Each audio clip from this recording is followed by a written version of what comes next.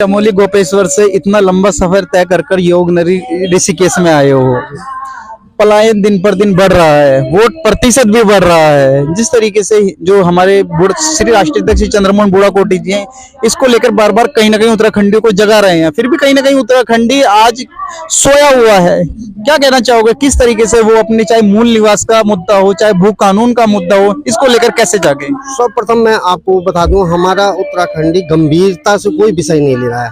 आज पलायन करने को मजबूर है, वो भी देखा देखी कर रहा है कि हाँ भाई दिल्ली में इतनी सुविधाएं मिल रही है, पर दिल्ली में सुविधाएं मिल रही तो उतना प्रदूषण भी तो है। आप देहरादून में देखिए, जितनी स्वच्छता सुंदरता हमारे पहाड़ में है। मैं अध्यक्ष साहब का इसलिए धन्यवाद करूंगा, बुढ़ाकोटी जी का धन्यवाद करना चाहूंगा। वो जगाने की हर बार कोशिश करें, पर सब पहाड़ी जब मिलकर एकजुट हो जाएं तभी तो कुछ निष्कर्ष निकलेगा, और तभी हम सरकार को जगा पाएंगे। पर मुझे लगता है कि हम बार बार वहां तक पहुंचे, अब पहाड़ी सोया है, कुंभकर्ण की नींद सोया है, तो क्या कर सकते हैं हम लोग भी। इसलिए मैं सबसे निवेदन करता हूँ, जागो, इस समय हमारे पास टाइम है। विकास के नाम पर कहीं विनाश ना हो जाए, हम ये दिन ना आ जाए, इसलिए जरूरी है सबको जागना।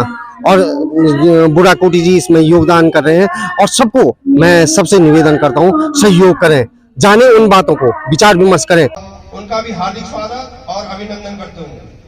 साथ में ममता जोशी बहन भी यहाँ पर उपस्थित थी, उनका भी हार्दिक स्वागत और को मंच में आमंत्रित करना चाहता हूँ।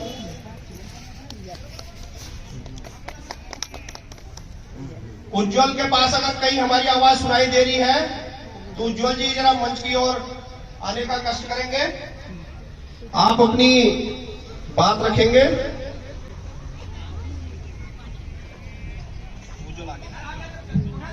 और धन्यवाद उज्जवल जी, आपका मंच पर स्वागत करना। और नाम भी उज्जवल और काम भी उज्जवल।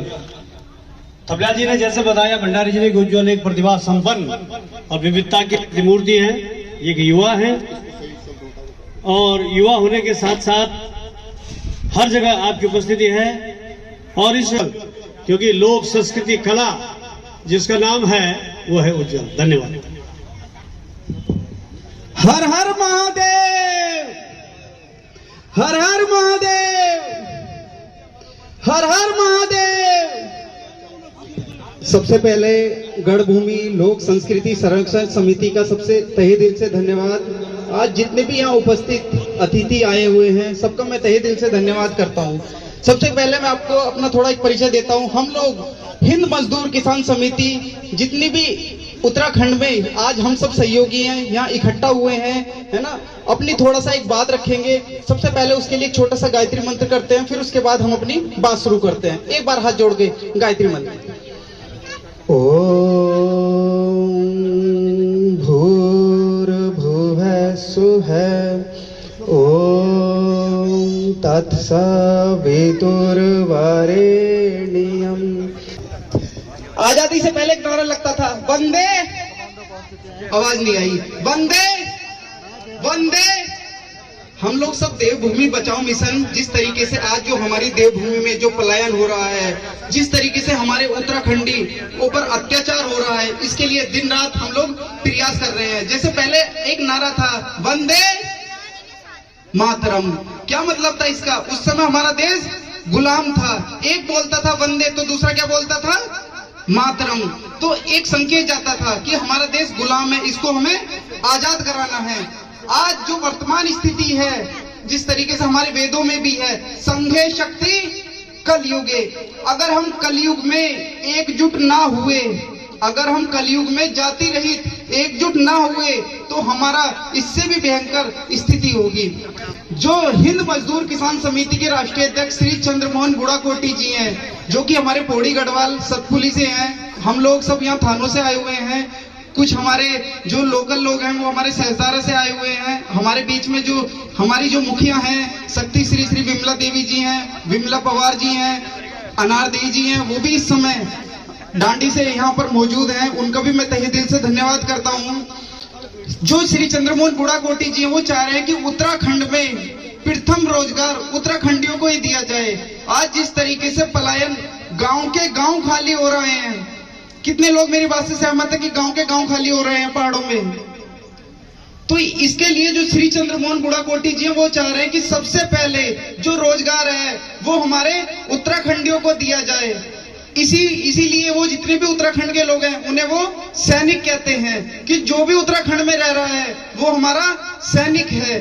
तो अगर उत्तराखंड में उत्तराखंडियों को 99% रोजगार दिया जाए तो क्या पलायन रुकेगा? कितने लोग सहमत हैं? आज हमारे लिए एक सबसे बड़ा ये सोचने का विषय है, जितने भी ये ढालवाला मुनि की रेती से आज जितने भी ऋषिकेश हमारी योग नगरी से आज जितने भी लोग आए हुए हैं, ये एक सोचने का विषय है कि पलायन बढ़ रहा है। दूसरा, वोट प्रतिशत भी बढ़ रहा है। वोट प्रतिशत किन लोगों का बढ़ रहा है? जब हमारे जितने भी पहाड़ से भाई हैं या बहन है सब नीचे आ रहे हैं, मैदानी क्षेत्रों में आ रहे हैं, तो मतलब जो उनके वोट देने वाले हैं तो वो कौन है? इसके लिए हमें चिंतन करना होगा। आज मैं हमारी जो देवभूमि में जो आज हमारी उत्तराखंड में जो हमारी धामी सरकार है उनसे भी एक छोटा सा इस मंच के माध्यम से गढ़भूमि लोक संस्कृति संरक्षण समिति के माध्यम से एक छोटा सा विनती करना चाहूंगा। जिस तरीके से उन्होंने पूरा पलटन बाजार भगवा रंग में रंग दिया, पूरा पलटन बाजार भगवा रंग में रंग दिया। कभी आप देहरादून गए होंगे शॉपिंग के लिए, तो पूरा पलटन बाजार जो देहरादून का जो घंटा घर क्षेत्र है वो हमारा मुख्य केंद्र है। जिस तरीके से उन्होंने पूरा जो बाजार है वो भगवा रंग में रंग दिया, इसी तरीके से जो उनमें रोजगार है, जिनकी वो दुकानें हैं, जिस दिन हमारे वो उस दुकान में उत्तराखंडी बैठेंगे तभी हमारा ये भगवा रंग देवभूमि में रंग लाएगा, उससे पहले नहीं लाएगा। इसी तरीके से जो बूढ़ा कोठी जी वो चाह रहे हैं कि जो हमारे जितने भी प्रमुख स्थान हैं, चाहे हमारे बद्रीनाथ हो, केदारनाथ हो, यमुनोत्री हो, गंगोत्री हो, इनमें भी सिर्फ रोजगार करने का अधिकार उनको ही मिले जो इनको मानने वाले हैं, ना कि दूसरों को मानने वाले हैं। तो आज मैं तहे दिल से गढ़भूमि लोक संस्कृति संरक्षण समिति का तहे दिल से धन्यवाद करता हूं कि आज आप सबने हम लोगों को सुना, हमारी विचारधाराओं को सुना, है ना।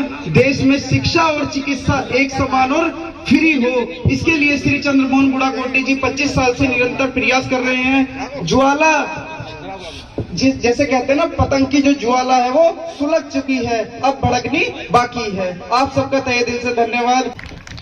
बहुत बहुत धन्यवाद भाई हमारे उज्जवल जी का।